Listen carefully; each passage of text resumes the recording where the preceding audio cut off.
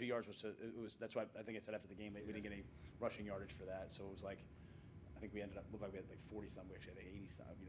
Once you add that in, but it's just a unique thing, You guys got it.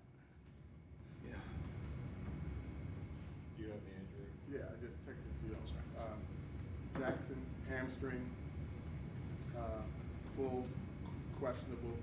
Lubu, shoulder, full, no designation. Thomas Oliver, Achilles, did not practice, questionable. McCaffrey, ankle, full, no designation. Burns, ankle, limited, no designation. Ionitis, groin, limited, no designation.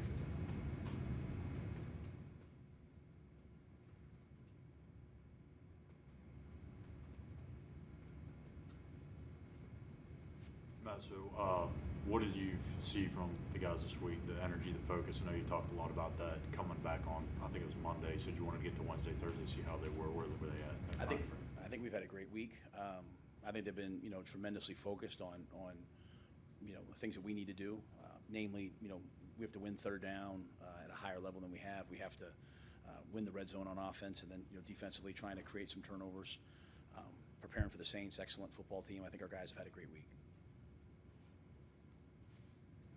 Any concern with those two corners being questionable, that position potentially being busy? Yeah, I think Stan's practiced all week. So it's just kind of something that's I think he'll be ready to play. Dante will probably be closer to a game time decision. I think he expects to play. We'll have to we're expecting that he could. I think we'll have to get to the game and see where he's at. So if we don't have Dante, obviously it changes things, and would have to we have plans in case that happens. But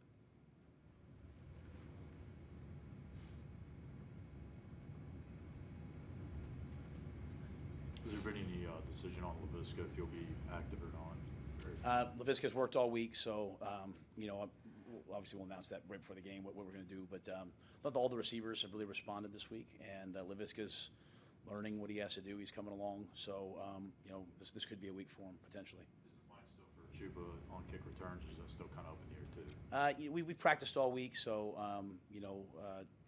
we have lots of guys rotating, so it could be any of a number of guys. Matt, all week we've been talking about getting more receivers in. Throughout practice this week, how's that rotation looked, and where's that room at, in your opinion? Yeah, I think as I said, the receivers, I feel like they've had a really good week. Laviska really kind of figuring out what everything, all the nuances.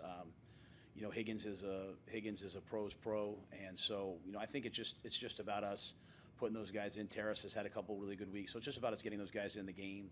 How many guys you can have active is hard. We usually go in with 5. Getting to 6 is sometimes hard for us, so we have to make some hard decisions. But the guys that are up, I'd like to see them play more. At least one more guy playing more, and just to keep us fresh. It should be, it was cool today, but it should be hot on Sunday, as it has been. And so I want to make sure these games that come down at the end of the game that we are flying around at the end. And so I've been happy with the rotation. I've been happy with their preparation, and now we just got to put them in, let them play. What went into the decision to practice early this week? We were going to try to do it last week. It's something we've been wanting to do. The players have wanted to do. Last week they had the organization had like a spirit day, an old tradition that they brought back. It was awesome. A bunch of employees, 100 employees got dressed up, and so that had been planned for a while. So we couldn't do it last week. So the way Ben and those guys work on offense, we fill in them. Most of everything's kind of in by Thursday, so we can now practice earlier on Fridays and then have a chance to watch a tape with the guys now. So we've been wanting to do it just last week. Something that was planned kept us a little bit later. So this is to me it's a perfect time for us, especially with the heat, to get outside a little earlier for the guys. This has been yesterday was a tough day. It was a hot day, full pad. So is the idea in any way also just to kind of get them out of here a little earlier on Friday to kind of clear their heads? I think it's more about their recovery. These guys are so they do such a great job of recovery. I mean, literally, there's nights where on Wednesday, Thursday, I'm downstairs at 9:30. Robbie was in here at 9:45 the other night taking care of himself.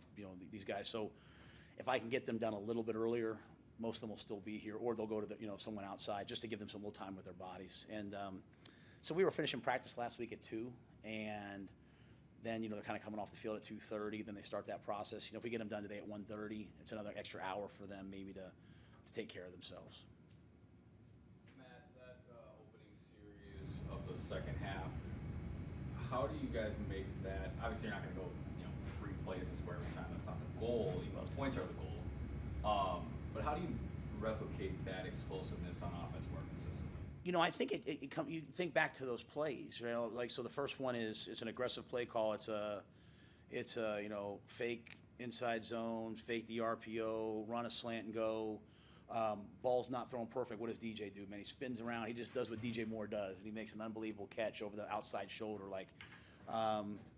Then we get down in the red zone and we come out, and that's supposed to be like a little naked to the tight end in the flat, and they cover it, and DJ does what DJ does. He breaks it to the corner, and Baker sees it and makes an explosive play. So to me,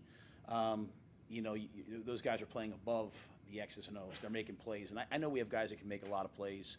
I think the more comfortable you get in rhythm in an offense, you start to think less and play faster. That's been our goal this whole week, is think less and play faster. But at the end of the day, man, the ball's going to be up in the air, and we're going to have chances to go make plays, and we have to do that. So that mindset of, hey, let's cut it down maybe a little bit, what we're asking the guys to do, and just let them play faster. But at the same time, every guy understanding, man, even if it's a block, even if it's just running the route at the right depth, go do what you do. Every player is important on every play, and that's been our mindset the whole week, and that's hopefully what we'll see on Sunday. And speaking of DJ, we've talked about getting Christian the ball more, but what is it about DJ that not only makes him such an every down player for you guys, but just a guy worth prioritizing getting the football? Yeah, I think DJ, he can block, he can run routes, he can get open versus man, he can run after the catch. He's really smart. You can put him anywhere. I think, we have to understand that people are going to, try to take him away. I think we went into it understanding that. That'll leave explosive plays like the one to Robbie, but we have to find a way to get DJ more involved.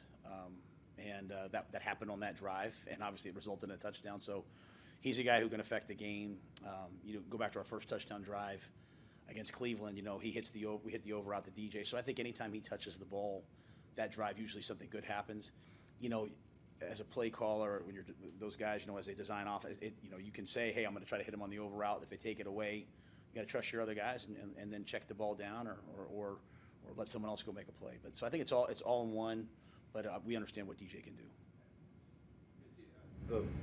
Dan Orlowski went on the air yesterday and was pointing out, in his opinion, that the plays were predictable from the way y'all lined up Christian as far as passing and the pass pro. What did you see in that? Have you seen that, and what was your response to that? Yeah, I saw Dan's thing. I think it's. I've been around. I've been around long enough. I've seen enough coaches. I've seen enough coaches get on there and say, hey, every time they do this, it's going to be this, and then it's wrong. And I disagree with it. For us, when we put Christian at that depth, we are kind of getting into a run set, and from that we either run it, we zone read it, we RPO it, we run it to the left, we run it to the same side run. Our biggest pass play was from that backfield set that we play action off of it. So if you tell me that we line up in a formation and we run it, we throw it, and we play action from there, it's pretty balanced. And so if you're saying that they knew whether we were running or passing, I would say, well, how come we ran for 146 yards and 6.3 yards per carry? So I thought you guys asked the right questions, to be honest with you. The real question to me was, hey, why didn't you guys run it more? You guys asked that. That's true. To me, I believe in constraint theory of play calling. If something's working, you should do it enough that it starts to not work because you're doing more other things. So we go into every game, David, and every game in the National Football League, when you get in the gun, by the back set, you get into the 70 to 80% range, right? So in the National Football League, you get 3-by-1 back open, it's 90% pass, because you have to, right? That's the protection. So we try to offset that with Christian with a screen. We have to get him wide because we have Christian McCaffrey, and if we put him tight and free release him, the defensive ends grab him. So we have to put him wide, like all the other great backs do, and then we have to just screen it, and so. every week we go in and shack it, and those guys are studying the level of the back and the gun, and we know, okay, when he's deep, it's going to be this series of runs. But the good teams show that to you, and then they do what we did. They double move off of it. So I respect Dan Orlovsky. I understand he has a job to do. He's trying to get people to watch and pay attention. But the football coach, the real football in me, the defensive coach in me that spends a lot of time on defense watching other people's back sets, like saying that you know if it's a run or pass or not is every play in the National Football League is a run or pass, right? Like, so like, you know, and by back set, or back set or personnel, we might say, hey guys, this is 70% run, this formation, but that means it's still 30% pass, and we have to react to those things. So, as I said, I respect it. It's kind of, we're at a time right now where, you know, people are going to take shots. I get it, but, you know, our most explosive pass play happened from that. So I kind of take it and say, okay, got it, and move on. I think we're doing a lot of good things. To me, the real story this week is, you know, winning third down and completing some more balls. Yeah, man. Oh, good. All right. Thanks, guys.